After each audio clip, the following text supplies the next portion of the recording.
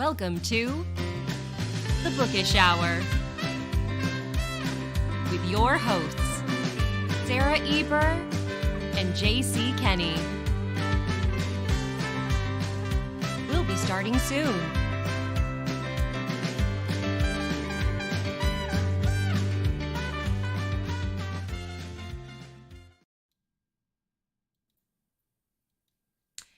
Good evening, everyone, and we are live. Welcome to another episode of the Bookish Hour. I am Sarah Burr. And I am J.C. Kenney, and it is Thursday evening, maybe Friday evening. And I tell you what, Sarah, I am so excited because we've got a return guest who is the absolute most creative, I said that already, writer. Shows you how excited I am. I can't wait to get bookish with our guest tonight. Yes, it's going to be another fabulous episode. We've had a string of fabulous episodes. For those of you who have been joining us in the past month, we've been celebrating our year anniversary here at the Bookish Hour. We had our Mystery March Madness event last week, which was amazing. If you haven't had a chance to check it out, we have it on our channel. We have some just truly brilliant mystery authors sharing their knowledge, sharing fun with us. So make sure that you check out our anniversary episodes. But without further ado, I am very excited to welcome back Rob Samborn. Rob was one of our very first guests here when we first launched the Bookish Hour. So it's really exciting to have you back on the show, Rob, and to catch up on all that you have been working on in the past year. But for those of our viewers who may not have had the pleasure of getting to meet you, can you tell us a little bit about yourself? Absolutely. First of all, Sarah, JC, it's so great to see you both again. Thank you for having me on the show. Huge congratulations to you both for the year anniversary on the Bookish Hour. And yeah, I can't believe it's been almost a year since I've been on. Feels like a couple of weeks, really. Time flies when you're having fun. But yeah, huge congratulations. You know, I'm a big fan of the show and also the Bookish moment. So congrats on that too. You know, you guys have done great. So yes, so I am Rob Samborn. I'm an author of historical thrillers called The Prisoner of Paradise, and also Painter of the Damned, and a companion novella called The Swordsman of Venice, and another book coming out in the series later this year as well. So a little bit about me. I live in Denver with my wife, daughter, and newborn son, who is 6 weeks old now. And also, thank you, our dog, who looks a lot like Sarah's dog, Evie, and also our pet hamster, who also looks like those dogs. I'm not even We color coordinate our pets. Yeah. Well, Rob, it is wonderful to have you back. I can't wait to talk more about your Painted Souls series. For our viewers who may not be familiar with kind of the setting and the genre that the series embodies, do you want to just kind of tease them what Nick O'Connor and his wife Julia, kind of the trouble that they get into in Italy? Yeah, absolutely. Yeah, trouble to say the least. So the story revolves around an American couple, Nick and Julia O'Connor, who travel to Venice, Italy on vacation. But the husband, Nick, comes to believe that his true soulmate is not Julia, but a woman whose soul has been imprisoned in the world's largest painting for 450 years. And it's a real painting in Venice by Jacopo Tintoretto. And the painting really is the biggest oil painting ever made. And it depicts the coronation of Mary in heaven. So it has hundreds and hundreds and hundreds of people in this painting. And Julia is very concerned about his well-being, but Nick is adamant that he has heard a voice from this painting. And he goes on this quest to learn more and discovers this secret society that dates back hundreds of years, and they've developed a method of extracting people's souls from their bodies, and then they imprison them in this giant painting. And his soulmate from the 1500s is one of the prisoners, but he can communicate with her because they're soulmates. So he then wants to free her, but freeing her means freeing all of them. And the secret society called the Ancient Order of the Seventh Son, they claim that all of the souls are evil, and they will never let him free her or also reveal their secrets. So it becomes this big quest and adventure. It is a cross-genre series, you could say, mixed of historical thriller with also some magical realism or a little bit of paranormal. Not too much, but that's it in a nutshell. That is a very big nutshell.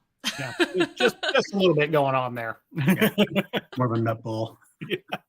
I when I was first reading Prisoner of Paradise last year when you came on the show, I thought, as I was reading it, just really for folks who may be trying to figure out like, okay, like where does this fall? I just like immediate was like, oh my goodness, this is like a Dan Brown book that like I've been craving.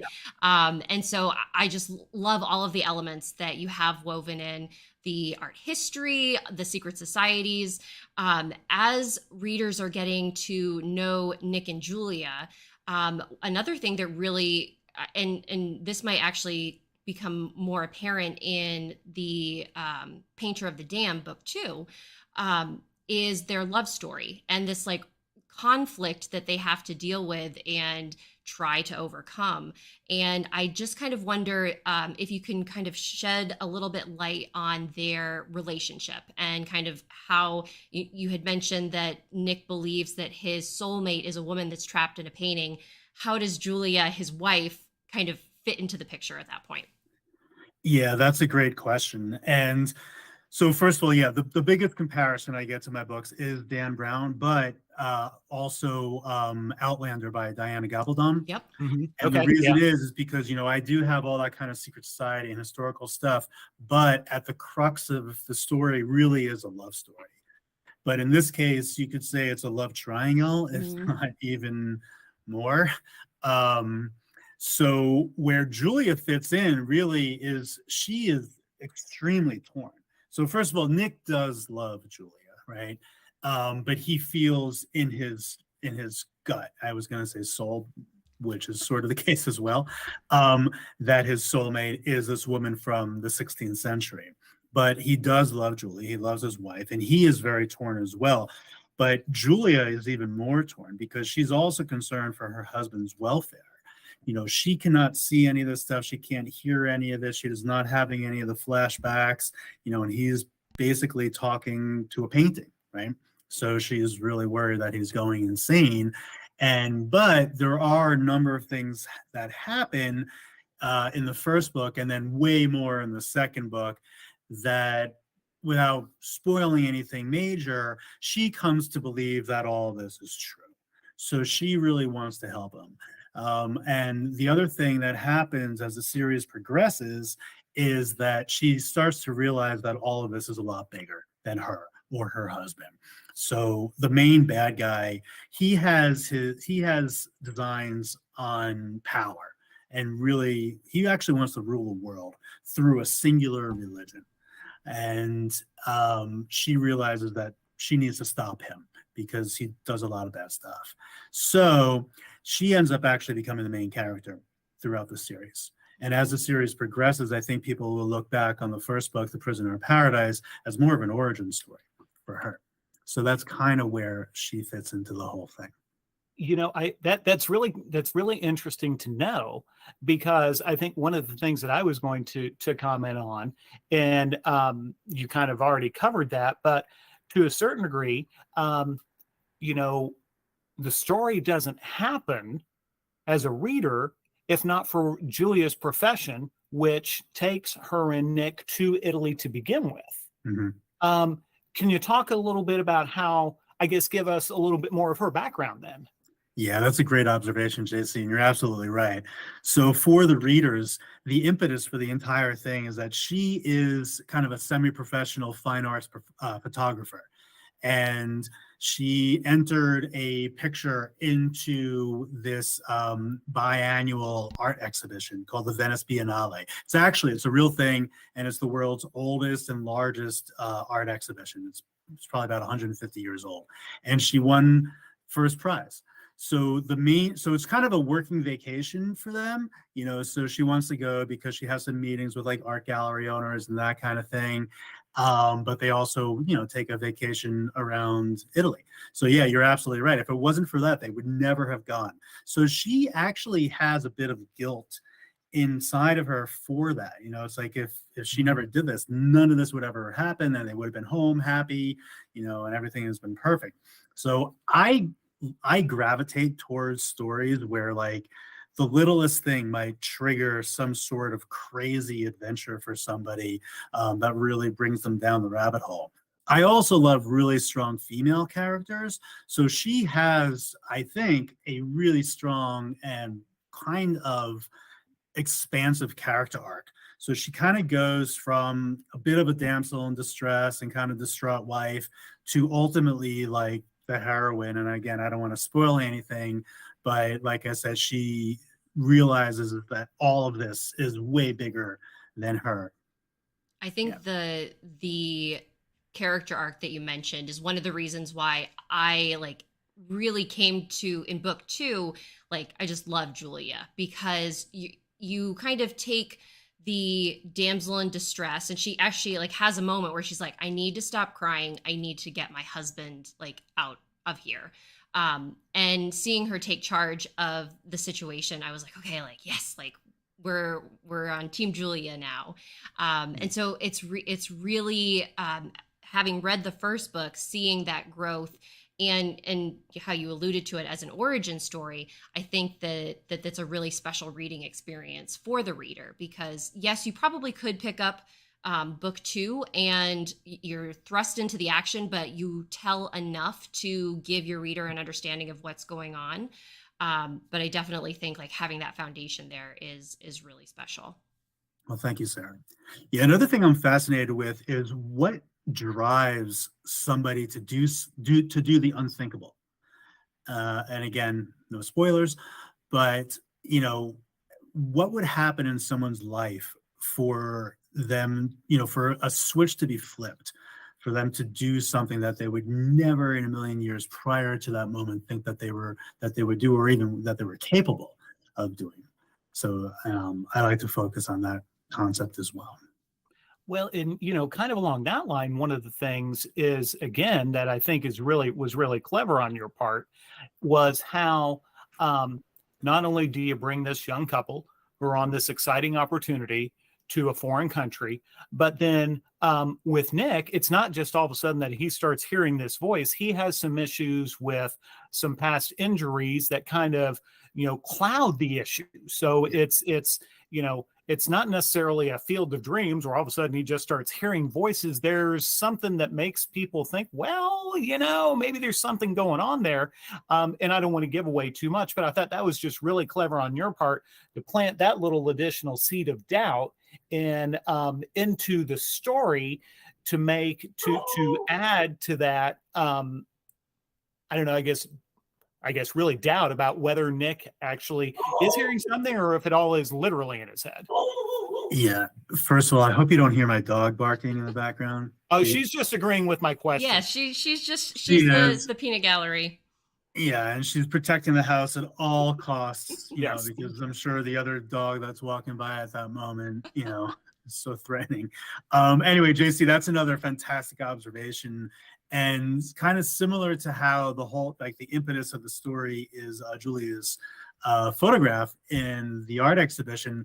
Yeah, I can reveal what happens with what you were alluding to. So Nick is an amateur hockey player, and he had a head injury, a severe one. And so she, is really worried about his mental welfare. But really what's going on is, I actually never spell this out, but it is kind of the case, is that injury actually kind of cracked open a door or a window and enabled him to have this experience. That's really so. Right now in book 2, Nick is having this kind of moment where he's not able to summon the voice of Angelo from his past life. He's like, he wants to bring it forward and kind of get more information. So to know that there's like that doorway and expanding on it that way is Very interesting. I like that's I can see how that plays out. Um with book two, you had told us that during the process when you were writing Prisoner of Paradise, book one, that it had taken you around 5 years, I think, if I recall. And book two came much faster at about a year's time. I'm curious about how the writing process differed from book one, which is a lot of world building and building up the society and all of these characters, and how that differed in book two, where we're really like in the action right up front, and information is kind of being provided to us as we're going along for the ride. Yeah, I think my process, well, or my speed, I should say, improved primarily because my craft got a lot better and my process got a lot better. The time actually that it's taking me for historical research and then also for world building is arguably the same because I'm expanding the world Mhm. and also going way deeper into it. And yeah, so a lot of the characters are there, but I'm also introducing some new characters. You've both written series, so you know how it goes. Like that stuff, it's a little easier, I suppose, but it hasn't really saved me that much time, relatively speaking. So for the audience, actually, so that painting called Paradise, the painting is called Paradise. I don't think I actually mentioned that, in Venice. In real life, there are actually three versions. So the artist Tintoretto painted two studies for it. And one is at the Louvre in Paris, and one is at a museum called the Thyssen-Bornemisza in Madrid. So the second one takes place in Venice, and then they go to Madrid. You can kind of get an idea of where the third one goes, although I only like to hint at it because there could be some surprises with that as well. Have you, and that's a great segue for my next question about the location, because the location is just magnificent. And having it be a series, I wonder if one of the things, and JC and I have talked about this before in series writing, like the continuity and making sure that your descriptions are not only either accurate from a historical or real life context, which you have to deal with, but you also have to kind of deal with how you've presented them to the reader in book one and making sure that that's consistent in book two. And I'm wondering if there was anything in particular that you're like having to reference in book one, or if like the way that you write, you have like everything just mapped out already, so you can really easily go back to descriptions that you've already used before. I would love to hear what you both do about this because I'm a little bit of a nut with it. So first of all, I'm a very, very heavy outliner, and I also like to plant seeds. So with the Prisoner of Paradise, I signed with my publisher, Touchpoint Press, right before COVID, actually. So it was delayed about a year, which sucked. However, the silver lining of that is that while that was going on, I was outlining book two and three, actually, which I did together. And I was able to go back to Prisoner of Paradise and plant a bunch of seeds for the next two books, all plus the Swordsman of Venice, which is the spinoff.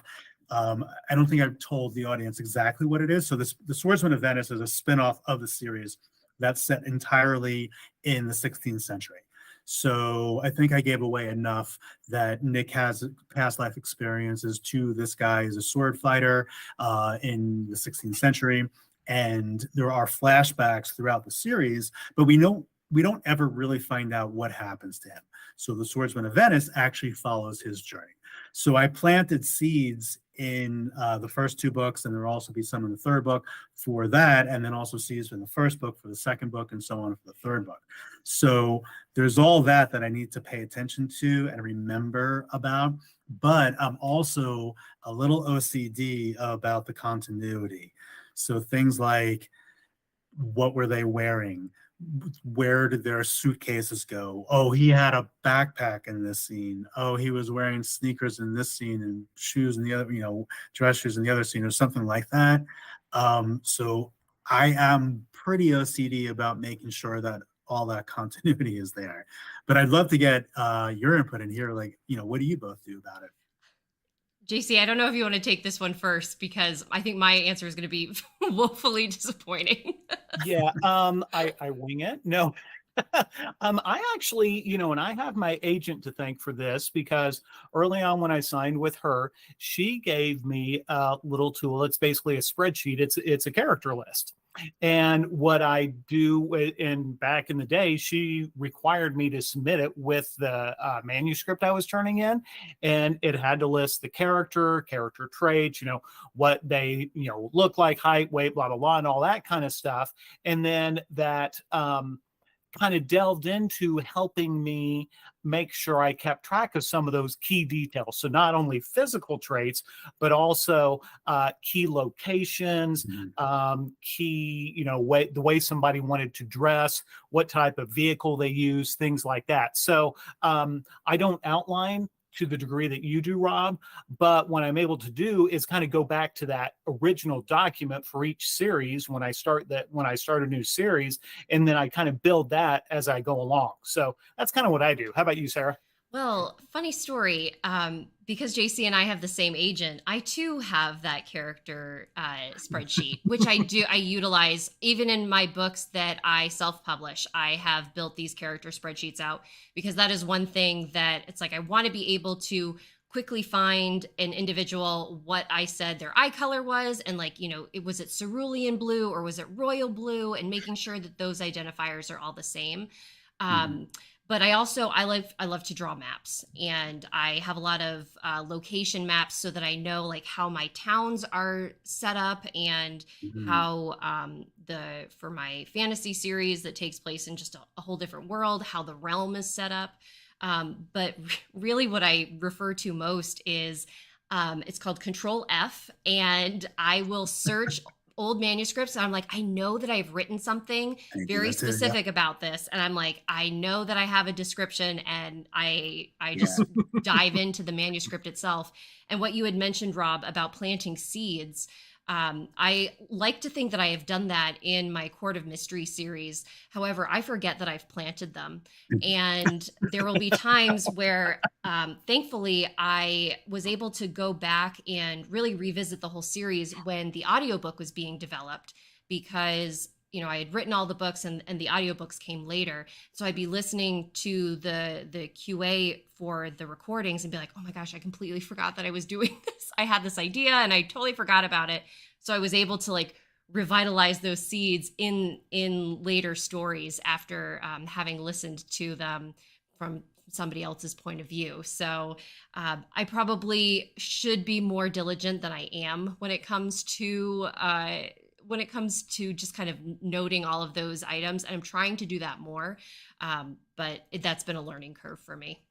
I think we do a lot of the same stuff. I mean, my agent never asked for a character list, but I do have one. And I also listen to the audiobooks. I mean, it was probably about 2 months ago that I listened to the audiobook for Painter of the Damned to make sure that I was putting everything into the third book. Quick shout out actually to the narrator of my audiobooks, Zach Alaman, who is amazing and should win a Grammy in my opinion, because I have many, many characters of different genders, ages, nationalities, accents from time periods, and he just nails it all. So he's really good. I love the map idea. I need to do that. I usually just use Google Maps to since you have a lot of real places that you're visiting, I think that that's just a great way to, we have so many resources at our fingertips. And just being able to use everything that's out there. I'm curious, have you been to Madrid? Did you go to Madrid to do any research, or was it stuff that you were able to do all online? Unfortunately, I've never been there. I've been to Spain a few times actually, but not Madrid. So at least I'm familiar with Spanish culture. But for the specifics, especially locations of Madrid, it's all online. And what I use a lot is the camera view. I forgot exactly what it's called in Google Maps. And I'll just put on Street View. Right. So I'll just put on Street View, and I'll just click. I'll just keep clicking forward. That's so amazing. Yeah, it really is. In fact, I actually was just working on a scene where street view was crucial to me.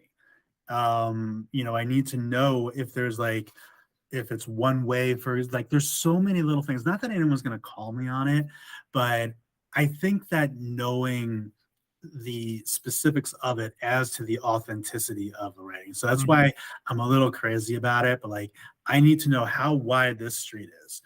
Is it a one-way street or a two-way street? What shops are around? How many people might be on the street? What other kind of cars might be on the street? Is there no parking, for example, on the street? All that kind of stuff. I think some of I keep calling it OCD, and it sort of is that, comes from my background in screenwriting. So for the audience, I'm also a screenwriter. I lived in LA for like 20 years. And occasionally I'd be involved in film shoots. So either just like working as an extra or on the production side of things, or I also wrote and co-produced a short film. And when they are looking, there are people whose jobs are to make sure that the continuity is accurate from scenes, right? So it's like if you are filming one scene, maybe it might take 10 different takes from different angles. You need to make sure that like if the collar is up like that, it's up like that every single time. And in that short film, there was a scene where it was in an office and somebody had a box of tissues on their desk, and she like pulled one out, to blow her nose, but like the way the other one came out, it's always different, but like they had to make sure that it was exactly the same angle for every single shoot.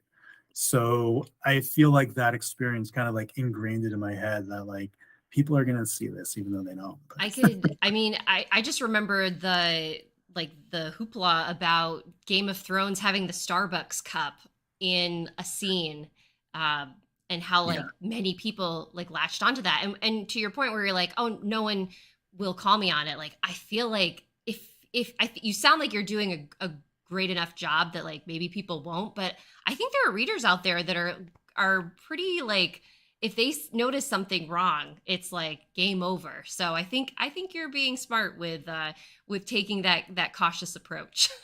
I hope so. Out of my millions and millions of readers.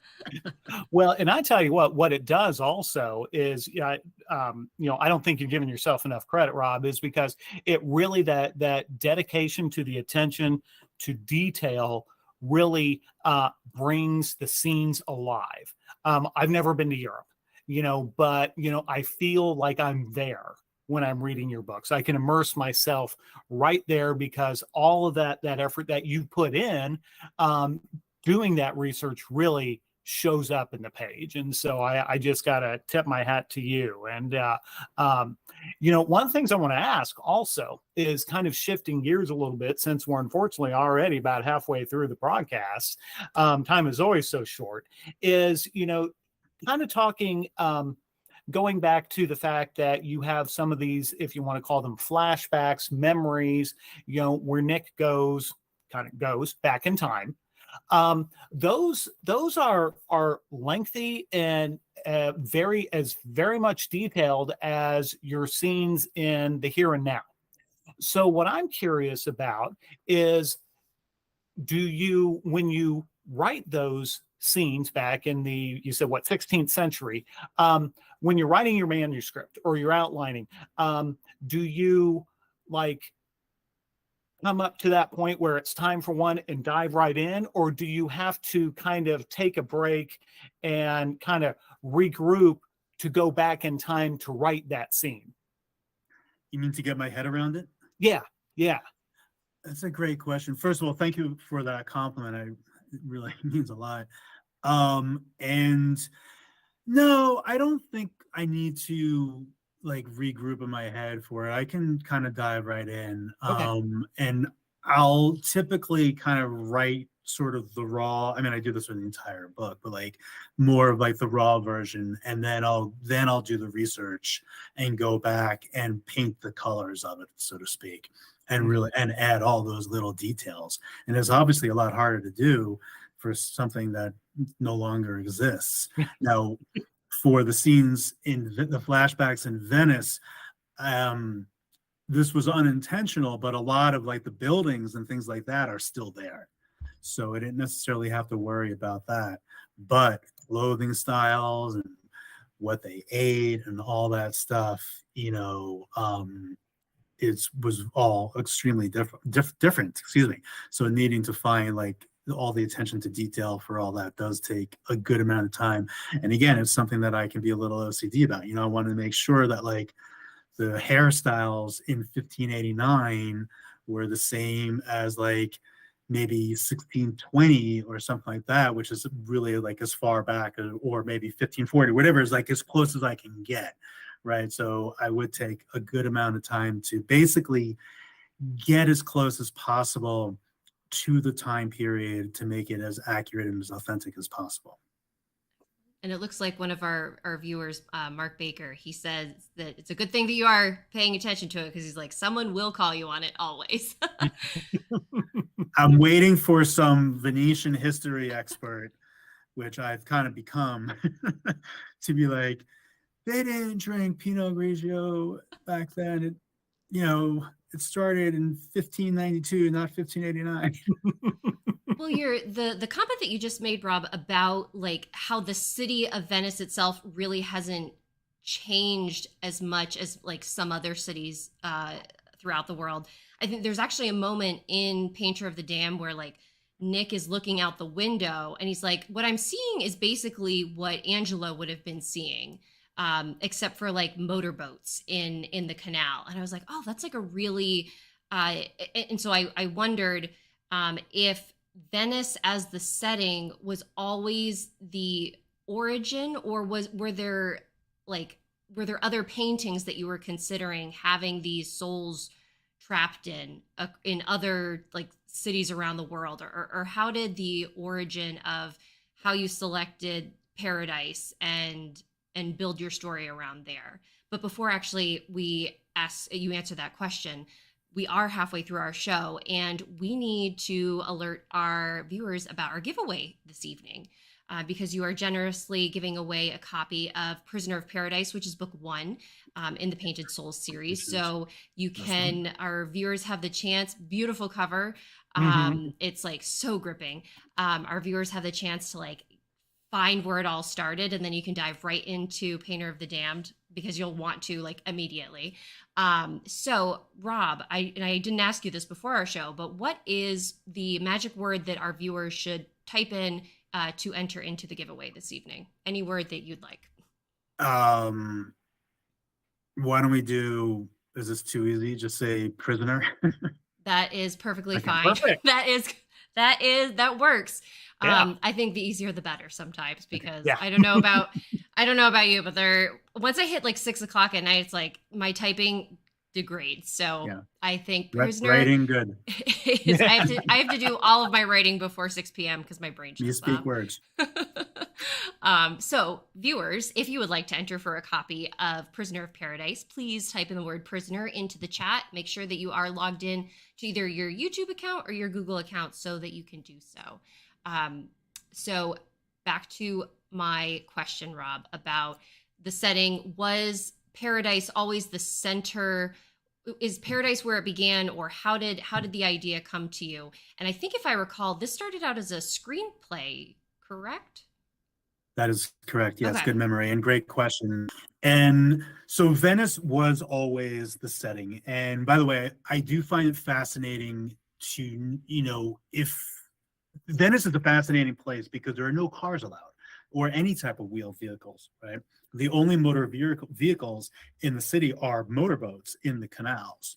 So not only thinking about that compared to the past, but imagine if you are a Venetian person and you've never left the city, right? Just like, sure, you've seen cars and bikes on TV or movies, but just the noise of it and the smells and all those different things, like if you go to another city, like it's pretty different and pretty jarring.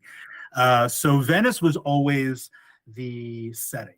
However, originally I was going to base it on a different Tintoretto painting called the Crucifixion, which is also very, very large. It's not quite as big as Paradise, but it's probably about a third or a fourth of the size, and there are about 75 people in that painting. It's obviously about the crucifixion, but what's so remarkable about this version of the crucifixion is that most crucifixion paintings are like hyper focused on Jesus on the cross. That's usually kind of all you see. Maybe you'll see like some people at the bottom. This painting is almost like an establishing shot taken by a drone like 50 feet away. So you see, you know, I forgot the people on the other crosses, but there are 3 crosses, and there are probably about 75 people in this painting.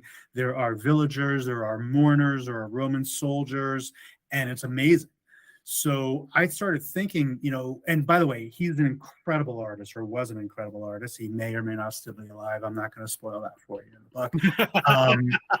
But each little individual person looks like a portrait, right? So I started thinking, like, who were these people that got immortalized into this painting? And they truly are immortalized. They're there to this day. And so, and also I was always fascinated with the concept of soulmates. So I kind of married those ideas together, because I looked at the people who were immortalized and I was thinking, like, okay, you know, obviously artists use models, but did he have a line of 75 people outside his door?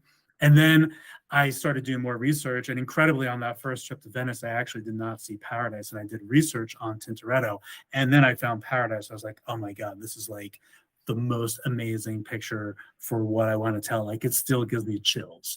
And there are over 500 individual people in this painting. So I came up with the idea. Obviously, he didn't have a line of 500 people outside his door to paint them. But then I came up with the idea of, okay, with, you know, married with the soulmate idea, maybe it was their souls that were extracted and put into this painting. So that was the origin for the idea. So cool. Yeah, that is cool. And that you know, talking about souls getting put into paintings is a perfect segue for my next question. I want to talk bad guys for a minute. You know, you've kind of talked about, you know, these books are somewhat analogous to a certain degree of Dan Brown's types of books, where you've got, you know, some shadow organization. I don't want to go into more than that, but tell us a little bit about your bad guys, kind of their motivations, and how you came up with them. Sure. I'm also very fascinated with gray areas, you know, especially between good and bad and right and wrong. And so the secret society is called the Ancient Order of the Seventh Sun, and it actually dates back to Marco Polo's time, and really even before that to the Kublai Khan's time in Mongolia, and has connections with the Tangut Kingdom, which is on the western slopes of China. So it dates back all the way to there. And then even hundreds of years prior to the 16th century, when they established it in Venice. But the point of that is that their original designs were for good. They wanted to rid the world of evil. However, power, you know, corrupts. And over time, people started using this power that they had of extracting souls to get rid of people that they didn't want around. So now flash forward to the current time, when they've actually almost kind of stopped doing it altogether. Partly because of modern technology, people can take photographs of this painting. You know, there's hundreds of pictures of the painting, right? So people might notice if there's an additional soul that's been added. Now, out of a sea of hundreds, you may not, but still. So the head of this ancient order, his name is Salvatore della Porta. So he is a very complex character, actually. So he is one of these characters who he's surrounded by wealth and privilege, but he himself hasn't necessarily come from that wealth and privilege, but he really, really wants to be part of it. But he's always found himself never to truly be accepted. So that's a big kind of driving force of his character. And he really is extraordinarily driven, and he wants as much power as possible. And as I mentioned before, he has set his designs on ruling the world essentially through a singular religion. And this becomes a huge part in the second and the third book. But basically, the order for all these years has operated in secret, right? But they know truths of the world. They know for sure that people have souls. They know for sure that actually what happens is these souls travel, a single soul travels through 7 physical lives. They also know about whether there is actually an afterlife or not. And what he wants to do is actually reveal everything to the world. And then through that, basically, like, hey, this is actually what's going on. This is the real stuff. And I'm going to be the leader of it. Meanwhile, though, he also has the power to remove anybody that he wants. And then the other thing is that there's a lot of infighting within the order that is firmly against this. So he's also fighting them and can potentially remove them if he wants to. And then meanwhile, Nick is caught in the middle of it. And then, as I mentioned earlier, as the series progresses, Julia realizes that everything I just described is way bigger than her, and she needs to stop it all. I think where you had said that Delaporte is a very complex character, there are times where it's like I kind of get what he's aiming for and like understand him, but also like his methods are not what I would endorse. But his humanity and the relationships that he has, particularly with Carlo, who is an artist in Venice, and he's like a up and coming artist for our viewers who may not be familiar. And Carlo is one of my favorite characters because talk about someone who is in a gray area and straddling this line. I'm curious how his character developed and whether you always saw him as having the role that he currently has in the series. Yeah. So first of all, and one thing I forgot to mention, you asked me if the first book was written as a screenplay, and it was indeed. So I did write it as a script. It was actually optioned by a production company founded by DreamWorks execs. Unfortunately, the movie was never made. And then when the rights reverted back to me, I decided to write it as a book. But the reason why I bring that up is because I always intended for it to be a standalone. But the most amazing thing happened is that when I was adapting it into a book, it organically evolved into a much bigger story. The characters who didn't die, they wanted to kind of continue their story, especially Delaporte, actually. It's kind of driven by him now.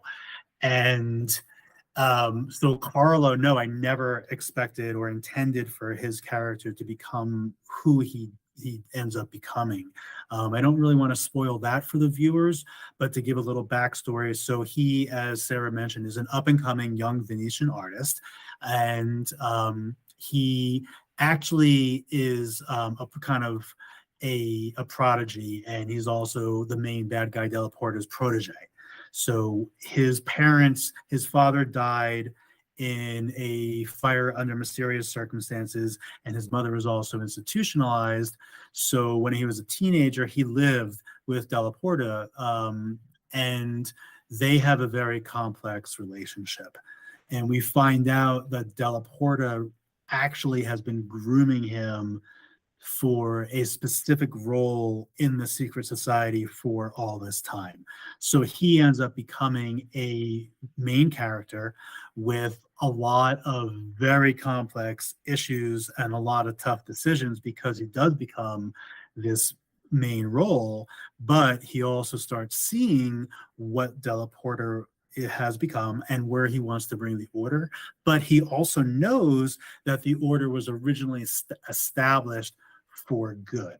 And then in the meantime, he's also in love with Julia. Just so, and to know that like he wasn't, and you know when we talk about series writing, and thinking about like where we started in book one and where we are now in kind of all of our books, because we all are writing multiple series.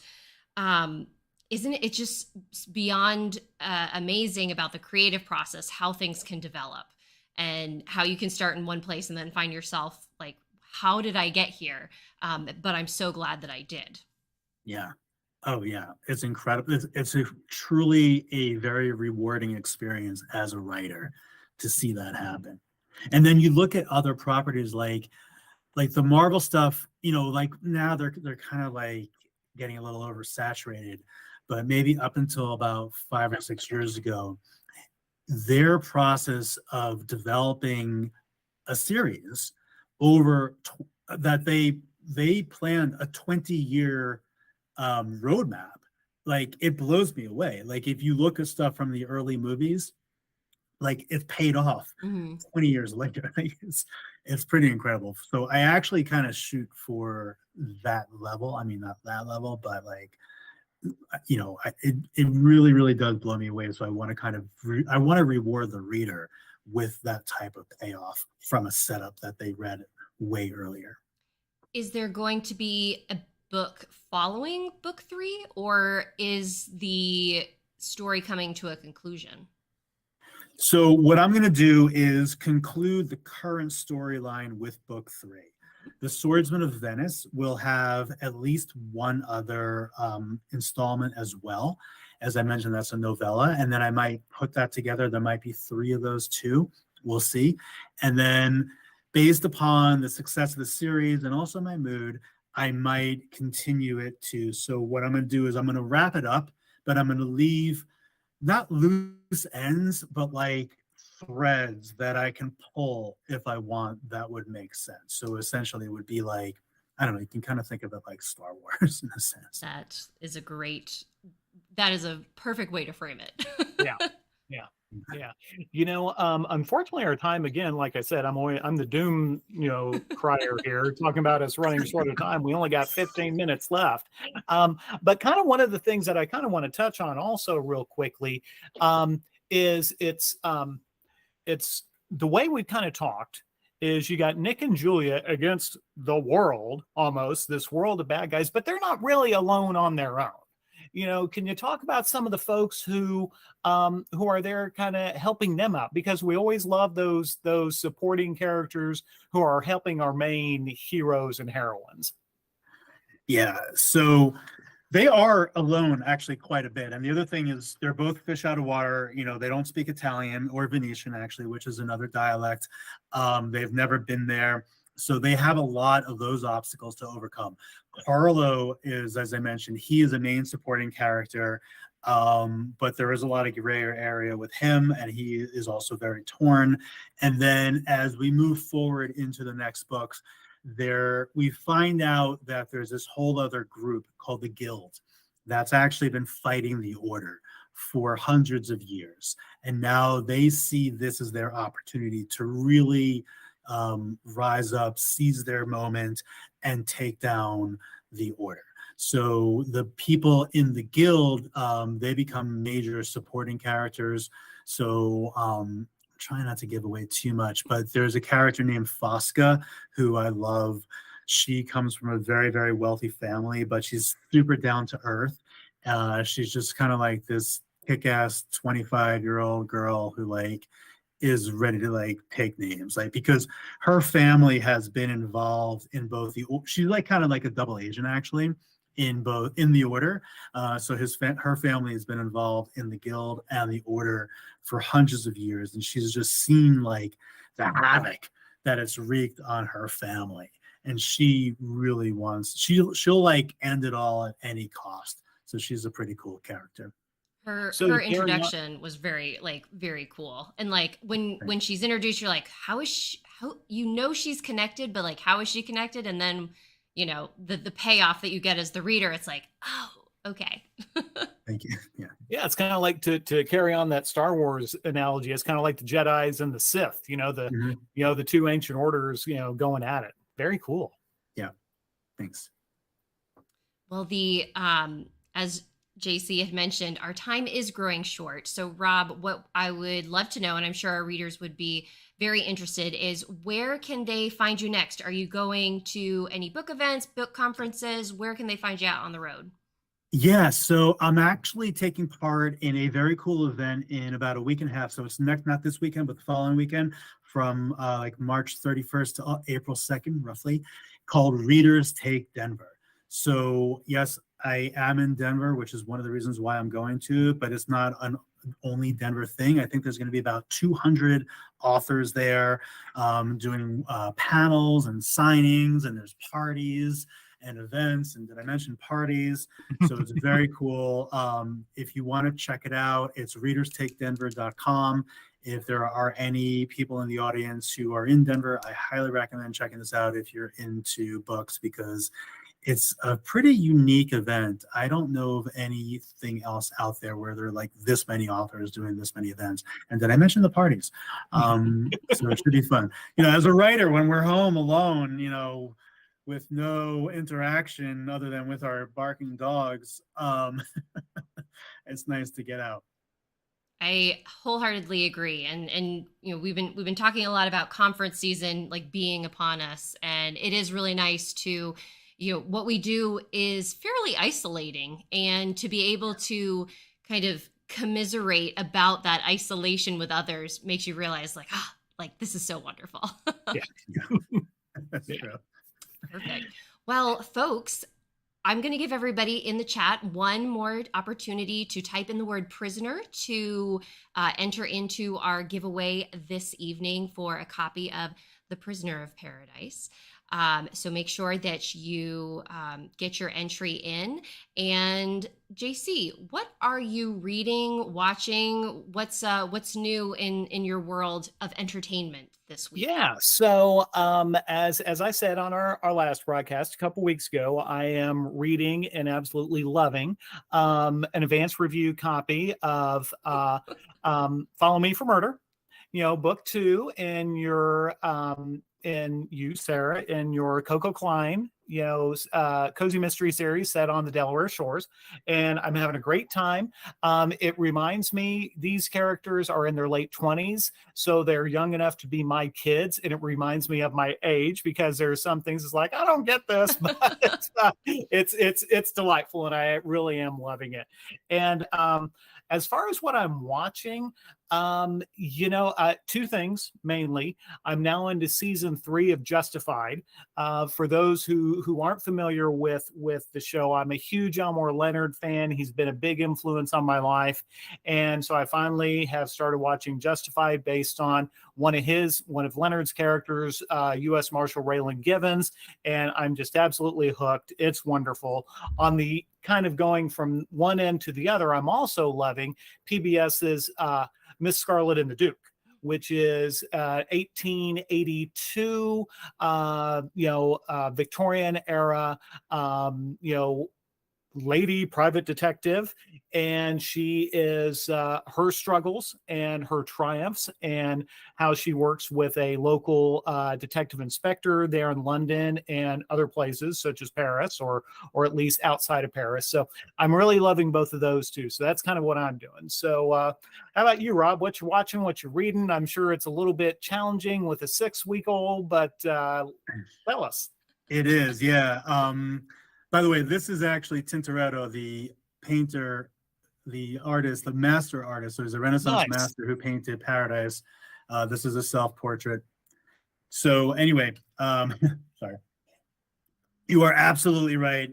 It is challenging. So I don't have that much time to read or watch things, but I try to work it in. So I'm always listening to an audiobook and also reading a book as well.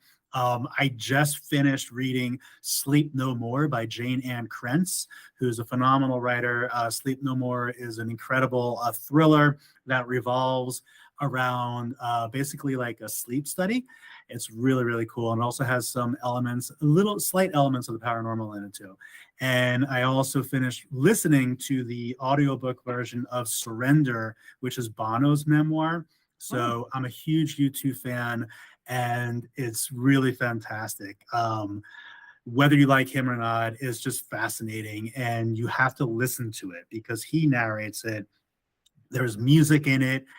He's also like this incredible impersonator, like that nobody knew, but like he does these spot on impersonations of people, and he's basically met like everybody. Yeah. So it's really really cool. I just finished those, and then I'm currently reading an historical thriller book called The Vivaldi Cipher by Gary McAvoy, who's a great historical thriller writer. And I'm listening to a book called Silk Road by Colin Falconer, which takes place in the Middle East and China around the 1200s, which is really cool. For watching, so yeah, I don't really have that much time. So I tend to gravitate a lot towards sci-fi and fantasy because first of all, I have a day job and then I'm writing. And when I watch stuff, it's like at 10:30 at night. And usually I fall asleep to it anyway. But I kind of just like need to like shut my brain off.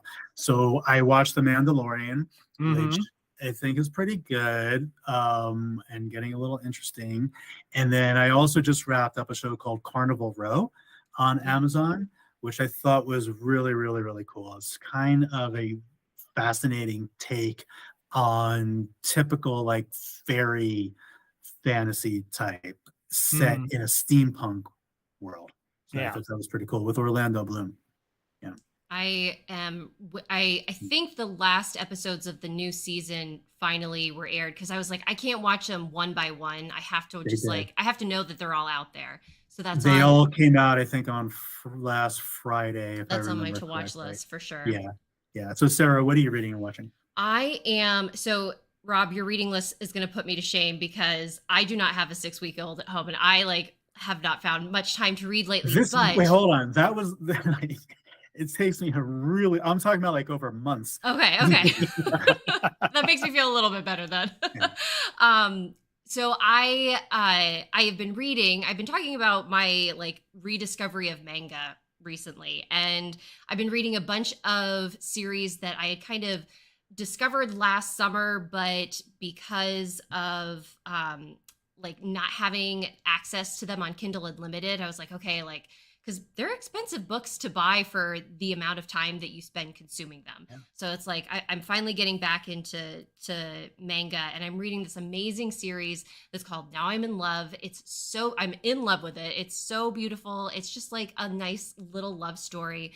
The author is Ayuka Hata, and it's such a nice way to unwind after a day of being in our world and all the writing that we're doing.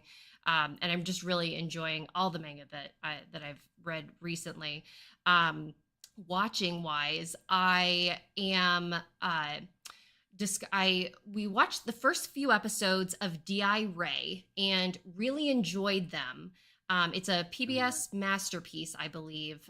It is about a woman who joins a homicide team. She's facing some struggles with connecting with her coworkers, and then she just like stumbles into this massive conspiracy, and it just like it's so big and wild, and I like didn't expect it to be as as intense as it was. Like I thought I was gonna get like a nice light British crime show, if you can call them that, but it's really intense. So we've had to stop watching it for the moment because I was like, I need lighter things after a day, but it's something that's like on the weekends, like I'll dive into.